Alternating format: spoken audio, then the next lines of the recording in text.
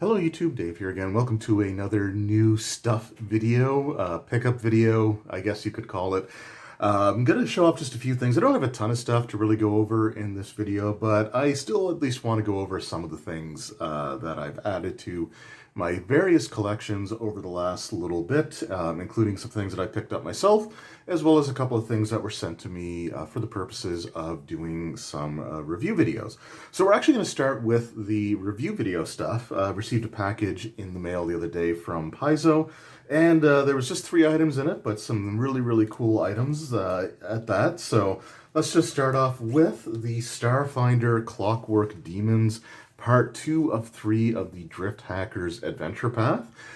So yeah, Starfinder is, I feel like it's kind of an underrated game. I don't necessarily think it gets enough attention, and I admit I'm part of that problem as well. I do want to start focusing some more videos on Starfinder in the very near future. It's the system, the game, I guess, that really got me hooked into Paizo. So they're actually going to be coming out with a Starfinder expanded book in the fall, which I'm really looking forward to. It's kind of like Pathfinder Unchained for Pathfinder First Edition, where it's kind of a reworking of some of the rules elements. Is going to have, I guess, a new system for ship-based combat, as well as some modifications to some of the character classes to change them a little bit, rebalance them. I'm really looking forward to it. So yeah, I want to focus a little bit more on Starfinder in the next little while. Again, videos are going to be a little sparse over the next couple of months, and I will explain that in a little bit more detail,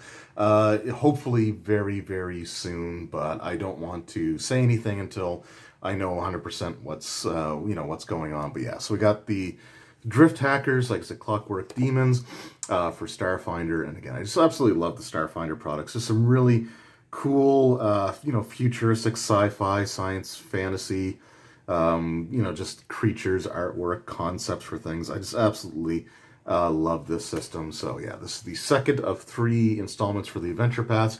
And I gotta be honest, I love Adventure Paths in general, but my favorite ones are the 3-part arcs. They're a little bit easier for somebody like me who runs games only on a once-a-month basis. So yeah, really cool stuff. So if you are into Starfinder, this is the second of 3 installments in the Drift Hackers Adventure Path. We have Clockwork Demons. It retails for $24.99 US. All right, up next, we also have another Adventure Path installment, and this time for Pathfinder 2nd Edition. This is the second of 3, so we got 2 second chapters in 3-part Adventure Path arcs this month, and it is the Gatewalkers, They Watched the Stars. So the Gatewalkers Adventure Path, I'm really interested in. It's got sort of some like kind of Lovecraftian kind of feel to it, with the player characters as well as a bunch of other individuals having this missing moment where they have no memories of what happened, but they all have this strange brand that everyone carries, as well as the awakening of certain abilities that they never had before. So really kind of cool stuff, but the missing time just really reminds me of stories involving encounters with like the great race of Yith. It's not really what happened in the Adventure Path, but that was just the thing that came to mind with, people losing their memories and having to try to recover them or discover what happened during that period. Just really cool stuff. And with this Adventure Path, it takes place, or this installment, a lot of it does take place on Castrovel, which is a planet in the Starfinder role-playing game. But it's also like essentially where the elves came from. It's like their home planet kind of thing, or at least a planet where they existed before they set foot on Galarian. And this Adventure Path installment involves them meeting a particularly important NPC that will play a huge role in the concluding chapter, which will be in the next month's installment. But yeah, really cool stuff. Again, some awesome artwork and just a really unique concept, I think, for an Adventure Path. And then the third thing, and the thing that I'm most actually excited for, and the thing that I'll be doing a video for later in this week, is going to be the Pathfinder 2nd Edition Treasure Vault. So this is just a collection of new equipment, new armor types, weapon types, alchemical stuff, magic items, some things that you can use to enhance your spell casting, like certain types of components. Just some really, really cool stuff that we have in this book. And I love the way that it's presented as well. It's actually presented as if the items are cataloged from this particular dragon's treasure hoard, and you've got at the beginning of different parts of the book, like when it gets into the description of like the weapons or the armor or the other sort of magic items or other equipment, there's always like a little thing at the header with like that's done in character, either as the kobold assistant who is trying to catalog everything, or the dragon that owns all the treasure. And it's just really, really cool. I'm not going to spoil too much here, but I will talk about that a little bit more in the review video. So really looking forward to that. But yeah, Treasure Vault Pathfinder 2nd Edition. It is out now, and you know, no spoilers here, but I think it's a great book, and you should definitely check it out if you're into Pathfinder 2nd Edition. Okay, so those were the items that were sent to me for the purposes of doing a review, but there are a few things that I've also just picked up over the last little while that I thought would be just kind of fun to show off in video. And the first thing that I actually got here, well, I picked up from my local game store. Now, they cover more stuff than just gaming stuff. In fact, they're more like a comic and collectible store that also brings in RPG stuff. But they had these really cool trade-ins that I just absolutely had to jump on. And these are going to be wrestling related. The first one here, I love this. This is the Stone Cold Steve Austin talking soap. If you are a wrestling fan and you watch the channel Wrestling with Regret, then you would probably recognize the soap there. But yeah, really, really cool. This came out in 2004, I think it was. This might be a re-release because it is like celebrating like WrestleMania 20, which was 2004. See if I can find a year on here. I thought I saw one. Yeah, 2003. So it was before, it was, I guess, leading up to WrestleMania 20, which was in 2004. So yeah, this is probably a re-release of the talking soap, but still really, really cool. I'm not going to take it out of the package. I'm not actually going to use it, but they actually present it as like the soap itself is like the center plate of a title belt. And what's actually kind of cool is the little side plates here. It's just an interesting sort of mishmash of elements from other belts. So you've got the shape here is actually from the WWE Cruiserweight Championship. The one that was created after the invasion angle, so it had like these shapes to the side plates there. But then you also have the shield with the WWE logo from the Undisputed title. And you've got the champion banner from the main plate of the Undisputed Championship. Just a really weird sort of, again, like a mishmash of stuff, but just a really cool little collectible thing to have there. And like I said, Wrestling with Regret's one of the original wrestling channels that I really got into years ago. So when I saw the talking soaps, like I had to pick that up. Interestingly enough, a couple weeks after this one was traded in, another thing of the talking soap was traded into the same store, although it was in much rougher condition. Like the packaging was pretty heavily damaged. So I'm glad I jumped on it when I did. Another thing that I got here, this is also really, really cool, is this WWF. So this was from like 1997 or 1998. But this is a Kane keychain. And what's really cool about this is I actually got in the Christmas of 1998. It was from my sister, but I ended up getting the Undertaker keychain.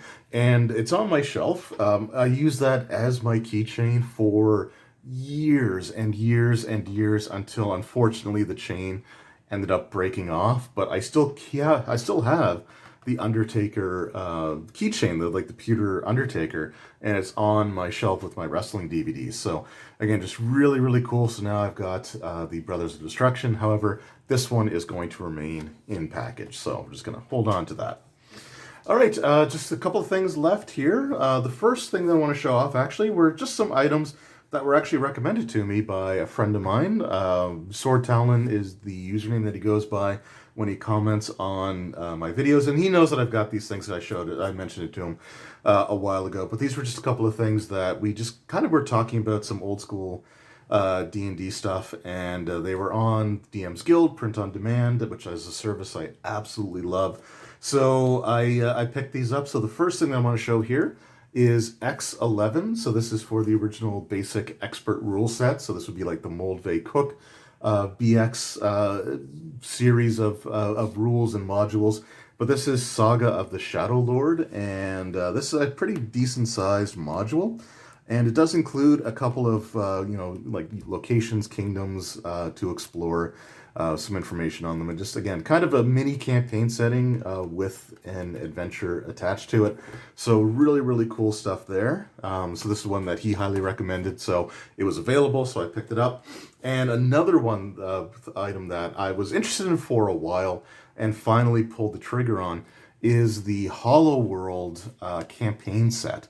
So this is for the world of Mystara. This is, like, again, the BX sort of stuff.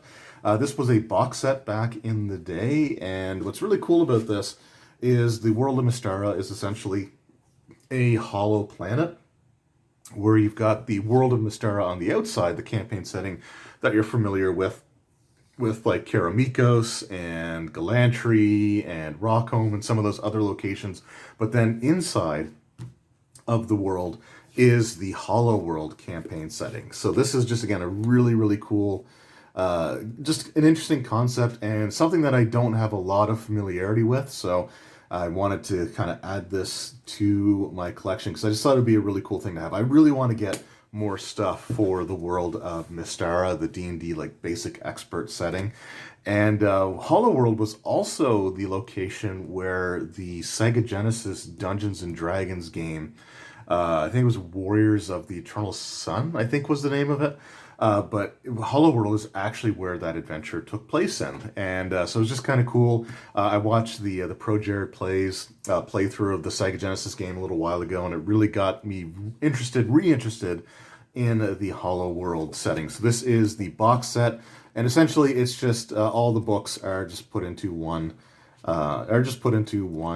soft cover. I think there was the option to get this as a hardcover, but I just went with the soft cover. There may not have been, some of them they do and some of them they don't, but I really do like the soft covers. I have a few hardcovers from DM's Guild, but I think for the majority of stuff going forward, I would probably just stick with the soft cover because I don't know, there's just something about them that I really, really like. But yeah, Hollow World, a really cool concept.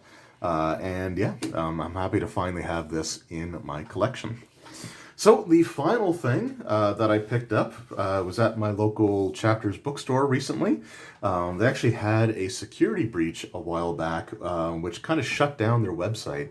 And at least a week or so ago, they had only a temporary site there where you could see some inventory items, but not a lot. It wasn't like their full product listings or anything. So I actually went there looking for something else, which unfortunately they didn't have. So which is fine. But they did have something that did catch my eye, and I ended up picking up. Well, my wife actually, bought this for me, and I really do appreciate that. So, thank you to her for it. But it is the Dungeons and Dragons Honor Among Thieves prequel novel called The Road to Neverwinter. So the new D&D movie is going to be coming out pretty soon, actually. And at least one of the members of my gaming group and I are going to go see it when it does come out. I mean, I saw the original D&D movie, so I think I can at least go see this one.